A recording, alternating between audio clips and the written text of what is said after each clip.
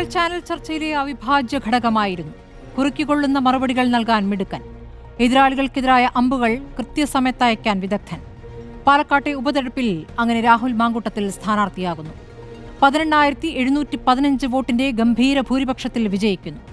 പക്ഷേ രാഷ്ട്രീയത്തിലെ കണിശതയും വ്യക്തതയും വ്യക്തി ജീവിതത്തിൽ പാലിക്കാത്ത ആളെന്ന് രാഹുൽ മാങ്കൂട്ടത്തിൽ തെളിയിച്ചു കഴിഞ്ഞിരിക്കുന്നു.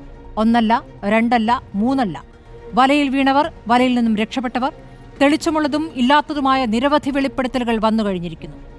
PC വിശ്വനാഥും M ലിജുവും റോജിയും ഷാഫിയും അടക്കം യുവാക്കളെ മുന്നിൽ നിർത്തി സംസ്ഥാനത്ത് പുതിയൊരു കോൺഗ്രസ് ശക്തി ആത്മവിശ്വാസത്തോടെ ഉയർന്നു വരികയായിരുന്നു. പാർട്ടി നേതൃത്വത്തിലേക്കെത്തിയ സണ്ണി ജോസഫിന് രാഹുലിന്റെ രാജിയില്ലായ്മയെക്കുറിച്ച് പറയാൻ വിയർക്കേണ്ടി വരുന്നു. പരാതിക്കാരിയുടെ കുപ്പായത്തിന് നീളമാണ് പരാതിയുടെ കാമ്പ് നിശ്ചയിക്കുന്നത് എന്ന പ്രതികരണവും ഇന്ന് ജനം തിരഞ്ഞെടുത്ത ഒരു കോൺഗ്രസ് MP-യിൽ നിന്നും വന്നു.